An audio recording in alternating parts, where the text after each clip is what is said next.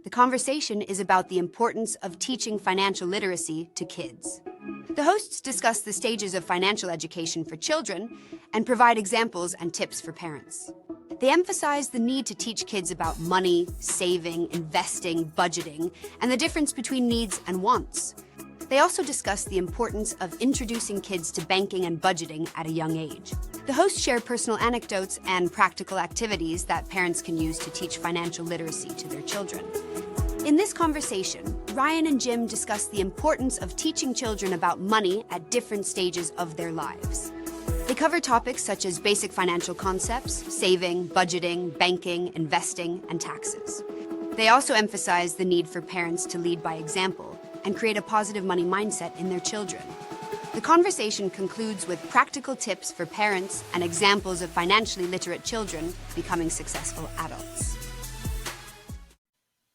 Welcome to the show where we go deep inside the intersection of finance and the human mind. Jen and Ryan are here to guide. Get ready to explore, let's embark on this ride. Oh, Money Nice and Mystery, where we break it all down. Uncover the secrets, turn our lives around. Secrets, turn our lives around. You tell the truth. Little off on me, but anyways, trying to do my best to produce and edit and host and all that stuff. For those of you who don't know, we are live, and I am Jim, host of the Money Mindset Mastery podcast, and joining me today, as always, is Ryan Janot. Ryan, how are you today? No, my name is Johnny Cash, since we're both wearing black today. I'm doing well, and I know lots of parents out there will be excited. They're probably doing their happy dance as their kids go back to school this week. The freedom of the house for a little bit for those who work at home.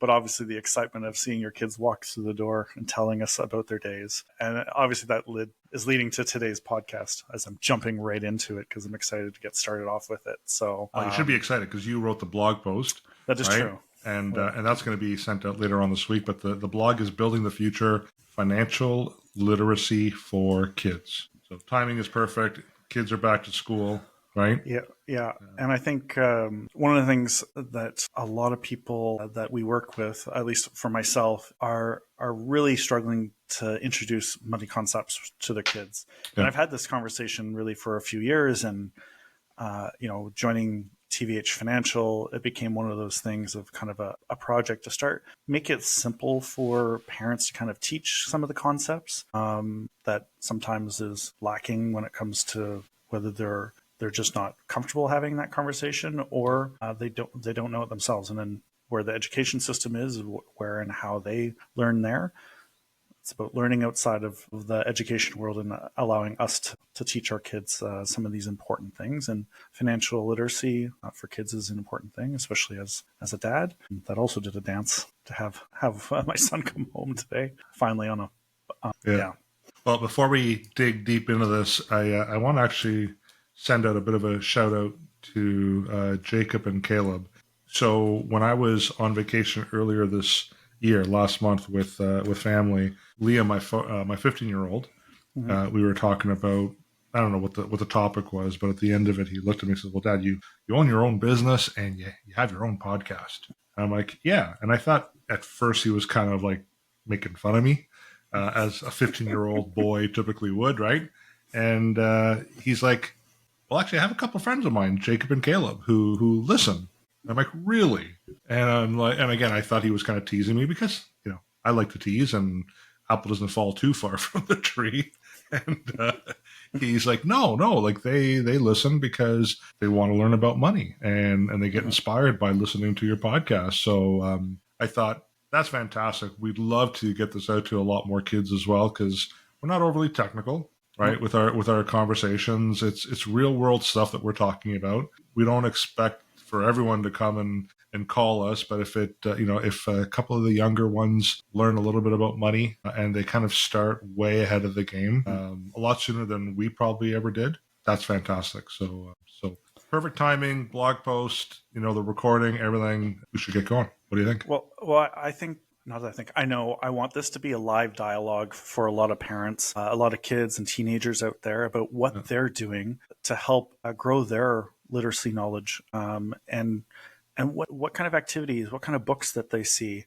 I'm going to make reference possibly to some of the books because I know we don't may or may not be able to do that, but please feel free to reach out to see if there's any other books or activities that I've used and told other clients or clients have shared with me that seems to work, because every person learns differently. So it's not written in stone. Like I said, I want this to be a live blog discussion document that's out there to really help young adults for that matter, relearn some of these concepts that may be forgotten, how to really speak the love language of money. Yeah, and for those of you that are watching or listening live, if there is a chat feature in the social media platform, so we're streaming live on YouTube, Facebook, Twitter, and LinkedIn, you can go ahead and actually send a question through the chat feature within those social media platforms. We will get on our end and we'll do our best to answer some of those questions. And another reason why I think I like this topic is I remember earlier this year, Ron, you and I, we did an episode. It was about financial planning, I believe, and talked about another example with my daughter, Serena, who she was offered last year in the summertime a full-time job, but it was a cash position. It was all under the table, and she was going to jump for it, and she asked for my opinion. And of course, I had said, probably not a good idea. And she asked me why, and I said, well, we're all living in this system, this financial system, and things have to work a certain way. And one of the things that you're going to require, it's the reality of the system that we're in now, is credit. In order to qualify for credit, you need to have verifiable income. When you're getting paid cash under the table, yeah, you're not paying taxes, but you also can't verify income when you're ready to submit a credit application.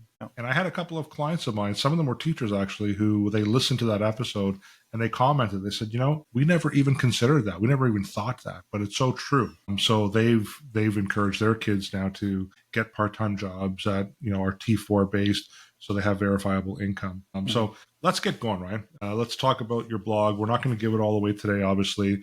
We are going to send out the blog post later this week, early next week. But let's get going. So the first thing, obviously, is why is it important for kids to learn financial literacy? When we say kids, we're even saying, under the age of 10 potentially as well, right? Yeah. Really, it's the basic understanding about how money works. And sometimes I walk into client meetings, we talk about cash flow too. And I ask people, money is. And for a lot of parents, they have a very negative feeling about money. So trauma towards money. So money is evil, money is dirty, things like that. So we want kids to understand how money works and understand how money works. It will help project future earnings. And from that, it's the basic concepts of what is the difference between saving and investing? What is your spending habits? How to create a small goal budget for an item. And really, this is creating the foundation for future habits, and in particular your financial habits and the decisions you're going to make later on in life as an adult.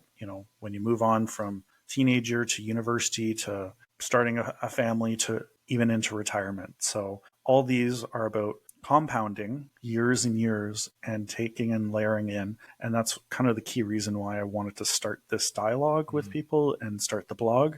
And that's why it's so important for children to understand these things as early as really. And in my blog, I break down from age 3 to 5, from 6 to 8 or 6 to 10. At each level, you're introducing different concepts to them and how we can use games and books and just general conversation like this ongoing live blog to help build a format in which people can share. And it gives kids some context too. I was recently talking to, I think, one of our business partners and sharing how when I was a kid, I would leave the lights on everywhere. My dad would yell all the time, like, turn off the lights. If you're not in the room, turn off the lights. And, it's expensive and whatever else. But as a kid, I didn't really understand what that meant until I became a dad and I owned a home and I was actually paying the electrical bill. Mm-hmm. There was some context all of a sudden, so one of the things that I like to do with my kids is provide them that context to just say, well, it's expensive. They don't really understand what that means because they're not comparing it to anything in their real world. Right. Yeah. So I think that's really important if there is a tip that we're going to give off the bat. I think context is a big one. And I still remember Serena, she would have been, I think, 6 or 7. She sold some of her toys and made $20. And she was so excited. And I'm like, oh, give me $5. And she looked at me, she's like, why? I'm like, tax. She's like, well, what's that? And I tried to explain it to her. And she looked at me all angrily. She's like, well, that's not fair. I know. So you just start to give them some of these little nuggets along the way to give them some context so they actually have a better understanding of how money works. Yeah. Well, taking kids through the understanding of how money works. So I saw this example, which was this woman, a young teenager, kind of walking through the understanding of money, which was, here's this company that, you get your check for $500, right? And in that $500, you're going to pay tax on that $500. Meanwhile, the company's already also paid tax on that $500. And then with your money, what's left of it after taxes, you're going to go potentially buy something with that. So you buy,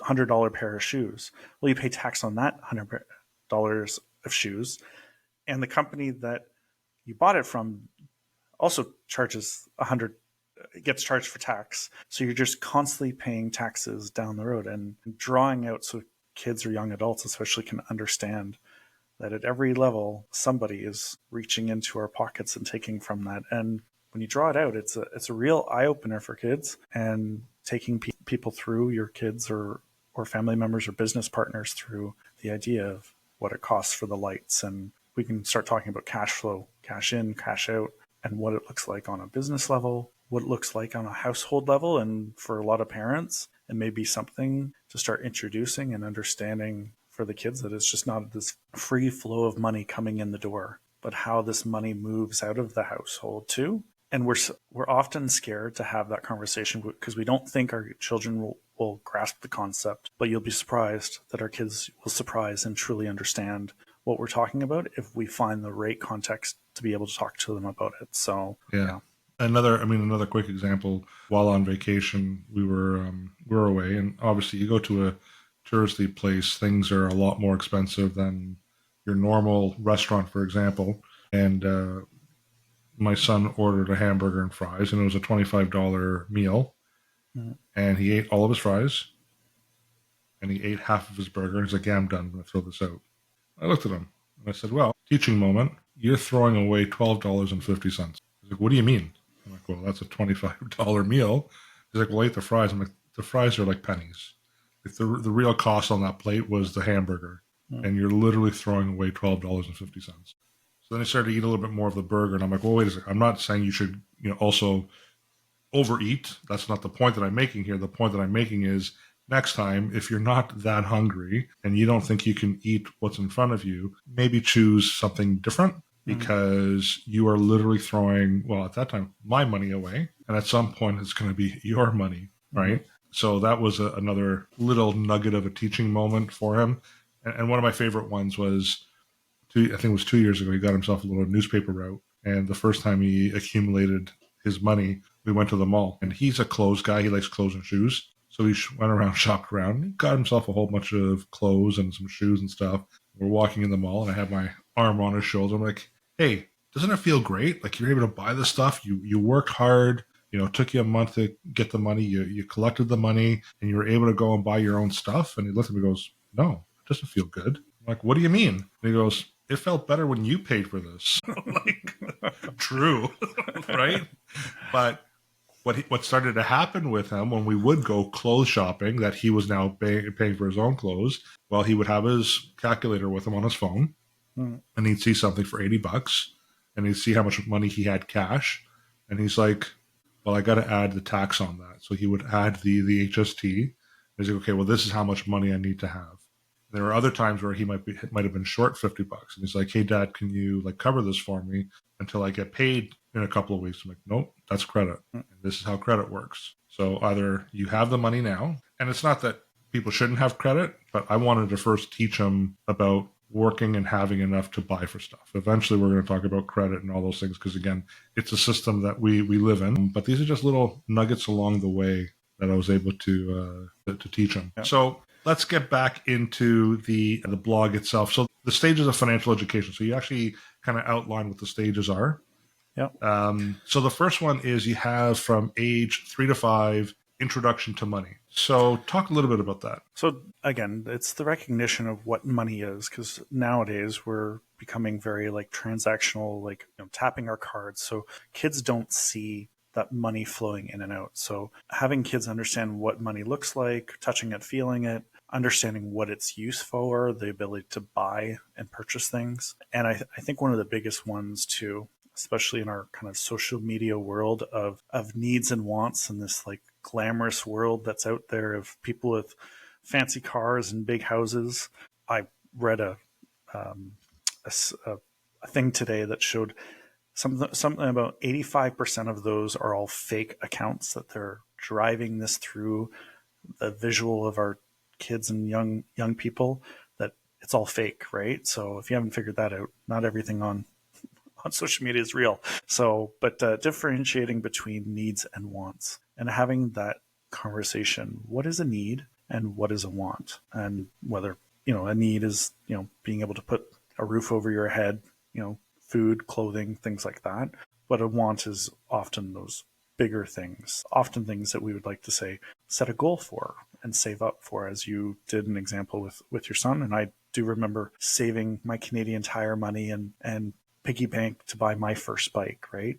That bike was immaculate for as long as I can remember. And I think it still may be in my parents' garage, probably immaculate. So, but those are interesting conversations, because I'm sure most parents have had this when they're walking through the grocery store and their young one wants that candy or chocolate bar where they're standing. And even at a young age, for them to understand whether that's something they really absolutely need right now, or if it's simply a want. So, and again, some activities and fun things are just playing with coins and identifying what the different coins are and dollar bills, playing store, and just having those needs and wants conversations is just a simple introduction for money at the age of 3 to 5. So, those kids are exploring.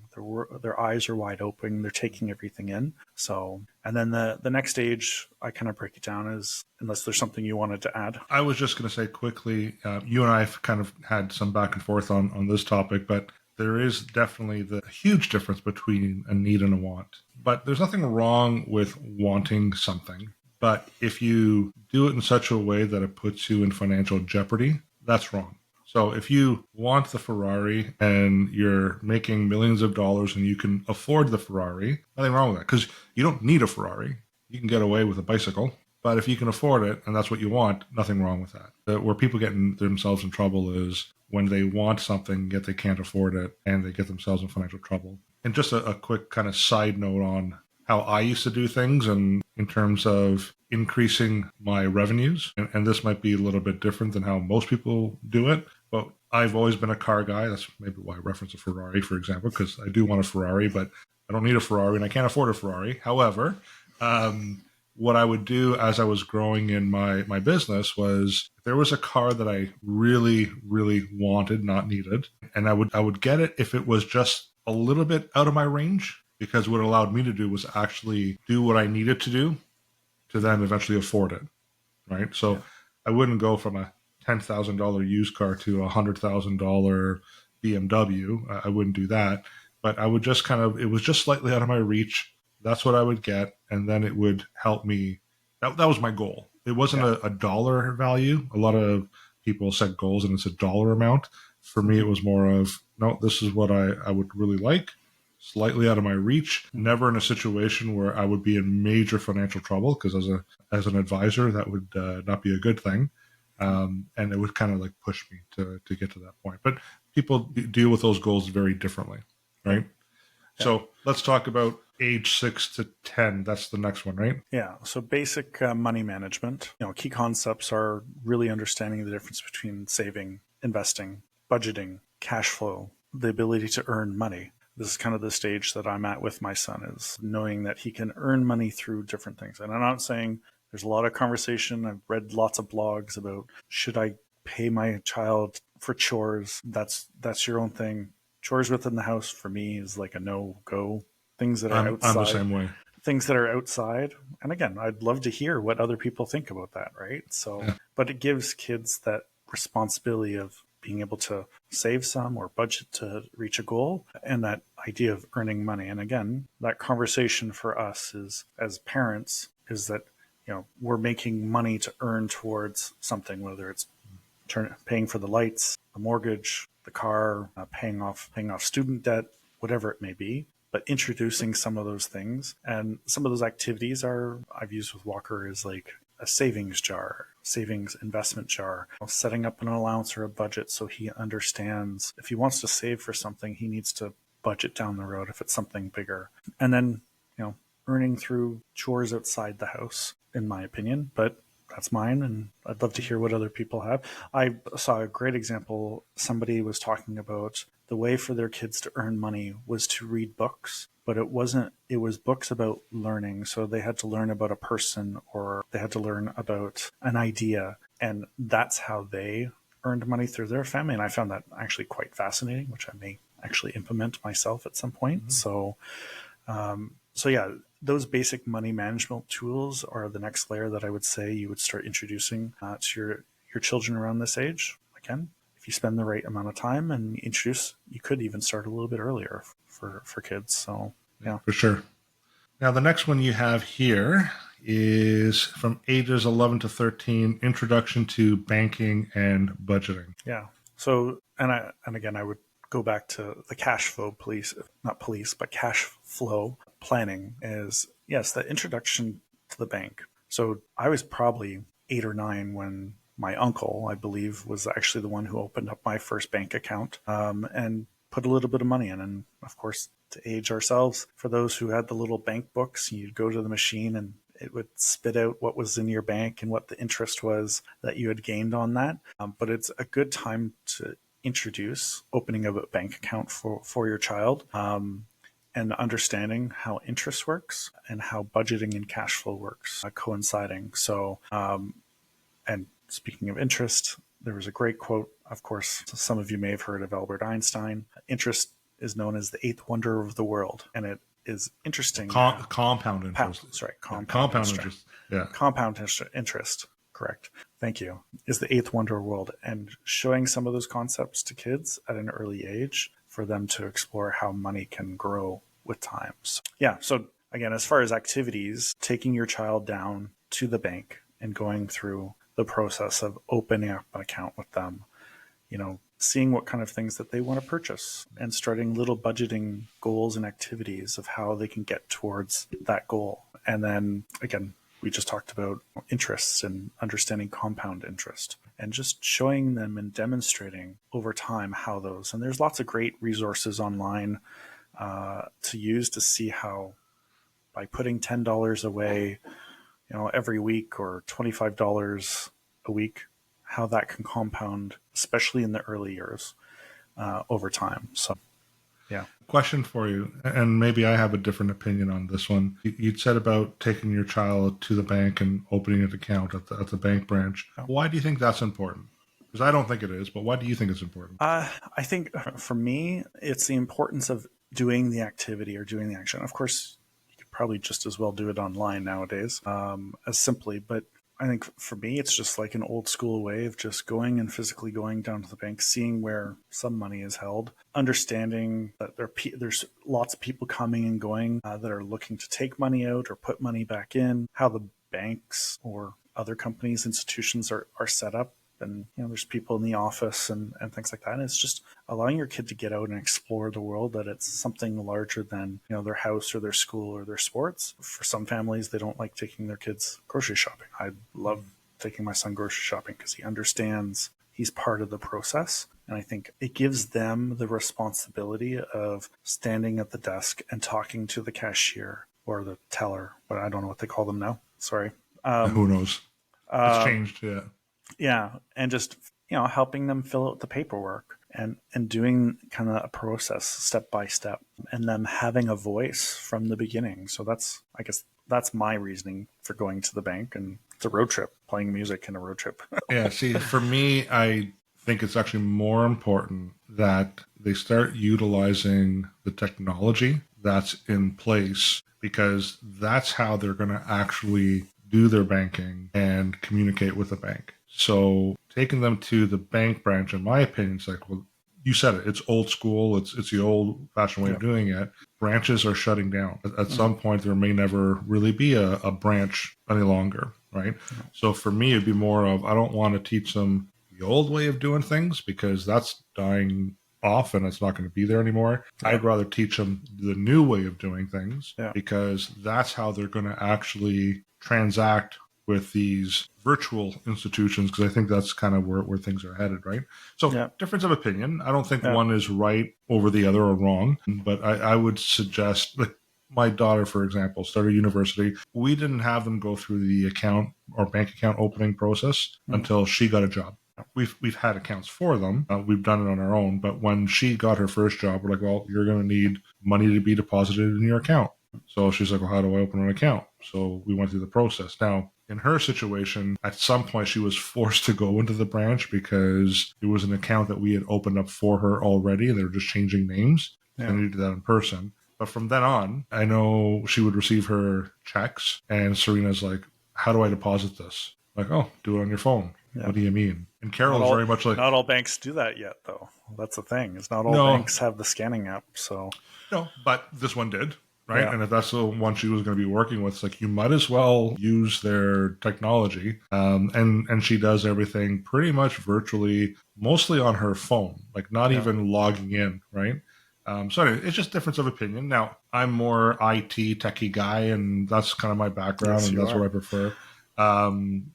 But it's just, for me, it's just like, this is the way of the future. So we might as well teach them the new way as opposed to the old way, because the old way may no longer be around. And then they're going to be, right? Well, I guess to add that is, for a lot of people, you know, at least for me, my kid is still getting like cash, physical cash, right? So that idea of the only way to do it is, unless there's something I missed on the techie side, you know, is to physically go down to the bank and deposit the money into the bank. And then I would add to what you just said, which is the next step would be to leave the bank and go home and log on to their account and show them the virtual world of that. So, so great combination of understanding both sides and making sure that there's many ways to make sure that our children are learning. And sometimes I think my son's better at a computer than me already at his age. So. Right.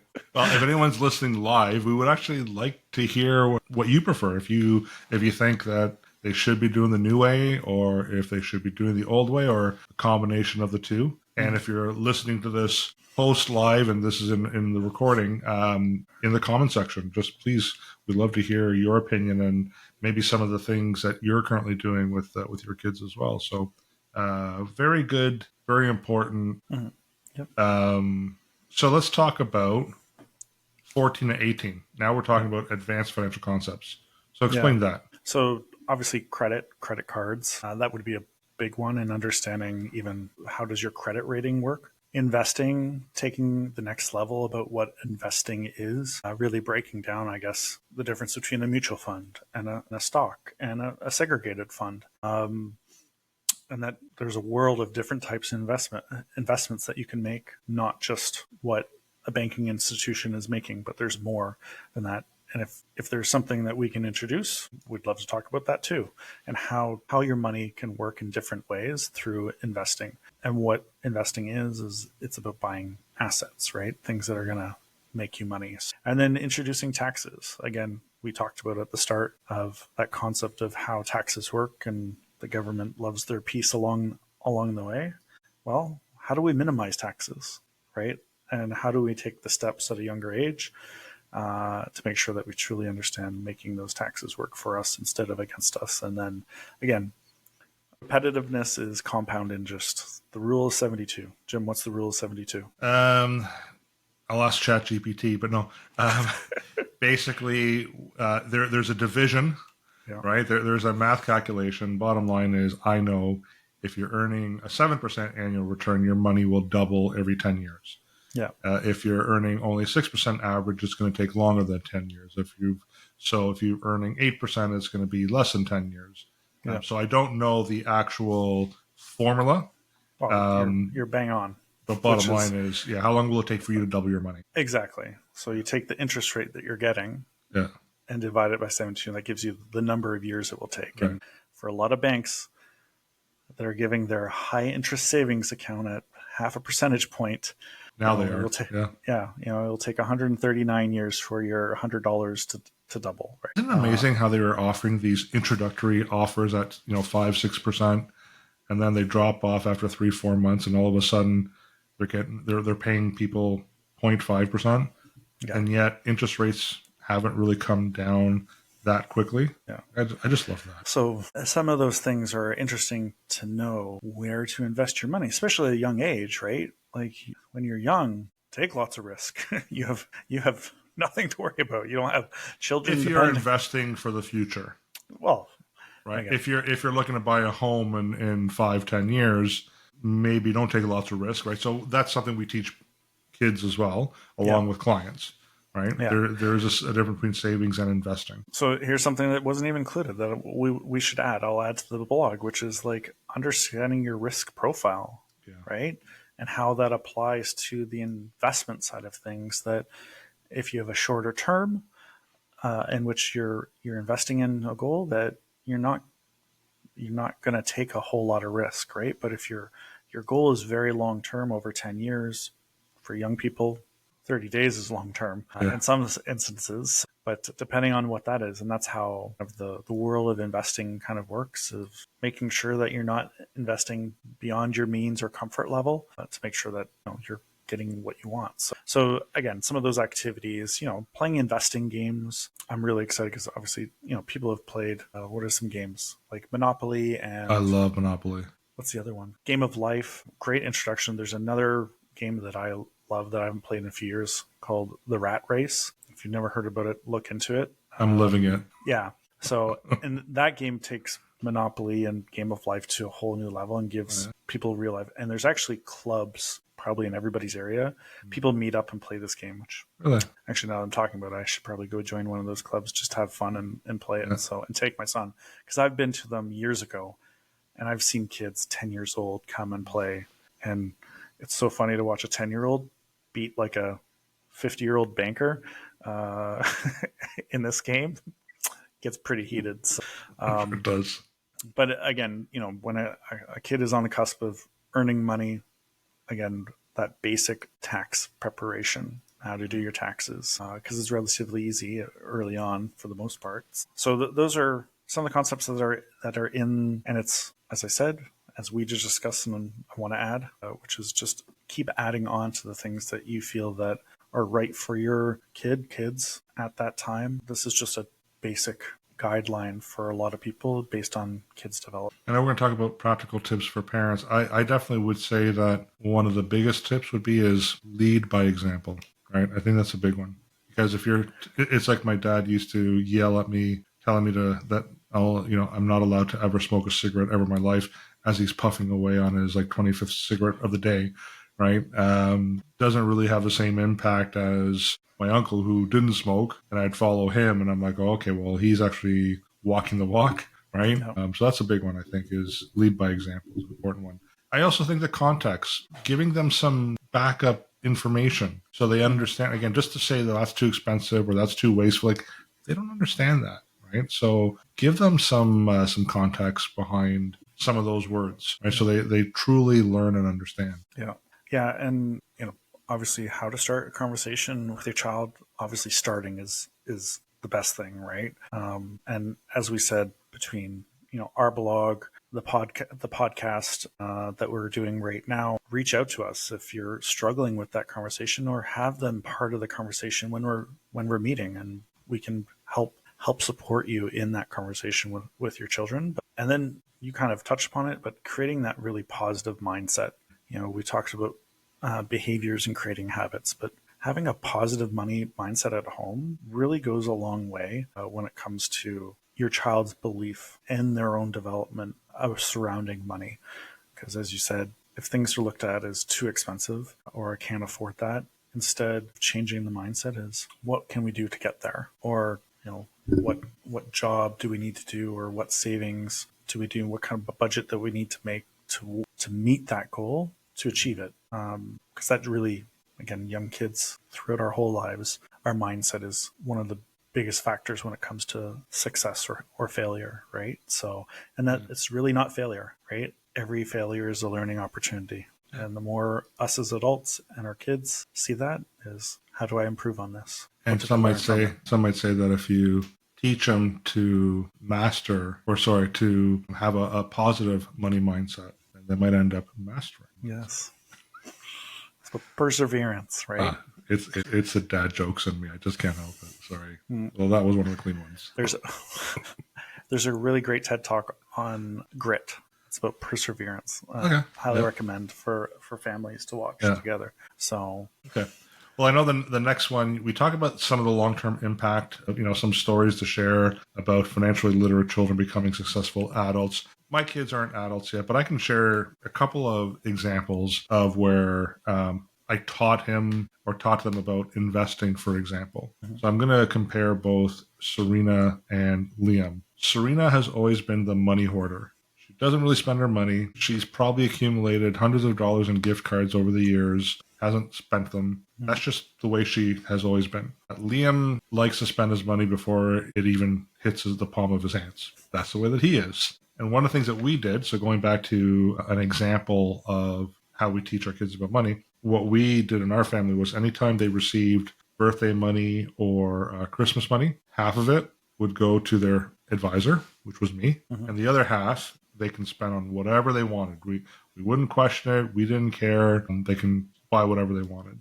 And what I would do is over the years, on occasion, I would sit down with each of them and I would say, okay, here's all the money that you've given dad to invest for you. And of course, I had to explain what investing, this is what it's currently worth today. And they would look, and I remember Serena looked at me, she's like, money can make money? I'm like, yeah, it's called investing. Yeah. And again, I kind of simply tried to explain to her how that all worked. She got up, went to her bedroom, came back, and she pulled $200 cash out of her wallet. And she's like, here, I want you to have this. I'm like, what do you mean? She's like, well, my $200 isn't making anything in my wallet. But if I give it to you and you invest it for me like you did the other money, then hopefully that'll make money for me. Right? And I'm like, she learned from that. Right? So that was, like, I love that. And then during COVID, we kind of played the what would you do if you won the lottery game, right? And of course, when I started, I'm like, yeah, Lamborghini, Ferrari, probably a Porsche, like that's what I was rhyming off. And we went around and, Serena's like, I'm going to give it all away, charity and whatever else. And then we land on Liam. And he would have been, at this point, 11, maybe 12 years old. And I said, so, bud, what would you do if you won $20 million? And he's like, I'd give it to you. And I'm thinking, oh, man, you're such a good kid. Like, thank you very much. And he's like, no, Dad. Give it to you to invest for me. So then we can make more money from that. He's picked up on it, right? So these are just some examples that you can do with your own kids. It doesn't have to be a lot of money, but to give them the freedom to spend half of whatever without guilt, and to, as long as they save or invest the other half for something in the future. And now I'll be honest with you, in their investment accounts that they've accumulated throughout the years, they have enough money that if they need to go and buy themselves a car to get themselves to school or whatever else, it's there. Yeah. If they need money to supplement their education, it's there, right? We built that up. And the other thing that I will say too is they will appreciate using their own money for these things. When it's just given to them, they're not going to appreciate it. I've had so many friends throughout the years where when they went to college, university, and it was fully paid by the parents, year one, all they were doing is partying and getting drunk and failing. But the ones that actually had to work in order to pay for their schooling, they weren't partying. They weren't doing all those things because they invested in their own education. They knew what that really meant. Right? Yeah. So any closing thoughts, or was there something else you wanted to say before we kind of close things off? Well, kind of similar to you, like, we do this saving activity, every person can do their own kind of calculation. We do a 70-20-10. 70% goes to investing, 20% he can spend, and 10% goes to charity. So he picks something that he believes in. So about giving back. So all the things about kids and people who save towards something appreciate those things more. It's about there's the Stanford marshmallow experiment about delayed gratification and how This is a 55, 60-year-old study that followed kids about not eating the marshmallow right away, but instead waiting time. Those kids, had higher scores in their SATs, made significantly more money, and were more successful overall. So by implementing some of these little concepts and over time, it can really help to make sure that it's never too early to start. I agree. So in terms of some closing thoughts, Ryan, here's what I would say. If you are a parent and you're trying to teach your kids about how money works, it might feel a little bit daunting, especially if you don't really know how money works or you haven't quite figured it out and you're struggling. So I would say connect with us. We have a behavioral cash flow program that we walk our clients through. It does a really good job about understanding about spending behavior, how to control some of that. It's different from budgeting. Budgets are really not designed for long-term goals, or more designed for short-term goals. So we can teach you about how budgeting works for some of those short-term goals. But really, there's a full 12-module educational program that Ryan and I would be able to walk you through our behavioral cash flow program. And then as you learn, these are things that you can then teach your kids and share with your kids. So if you need the education, also, obviously, go to our YouTube channel, because there's a lot of content there that we've recorded over the past with information. Visit our websites at tvhgroup.ca. That'll take you to TVH Financial, where there's some additional educational tools there for you to pick up on. Or just reach out to Ryan or I. We work under this company called TVH Financial, which is part of TVH Group. And if we want to talk about money, we offer mortgage solutions. We offer accounting solutions. Hey, there's even legal solutions there from an estate planning point of view. That's really important. Ryan and I are there to help you with the cash flow piece. We offer insurance. That's a big one. Kids won't really understand that, but it's something that they should understand at a younger age.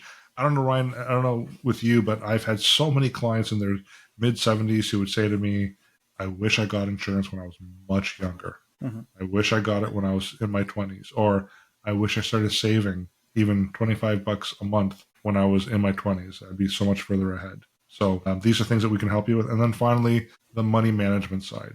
Guess what? We offer that as well through our relationship with TVH Wealth. Yeah, I just want to make sure that we really empower ourselves, empower our kids for the next generation to be a lot more money savvy than we are, and not expect the government in any way or banking institution to really support us, but that we can make actual smart financial decisions along the way. And in the end, keep listening to our podcast and make a simple phone call and see where it goes. Yeah. Well, we can be reached 647-727-4668. As I mentioned, tvhgroup.ca. Look us up on our social media platforms. We're out there. We even have a TikTok account, but there's no TikTok dancing as of yet.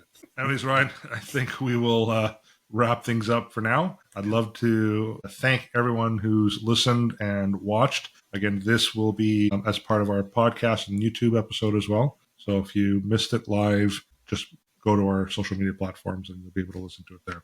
Thanks, everyone. Thanks, Ryan. Take care.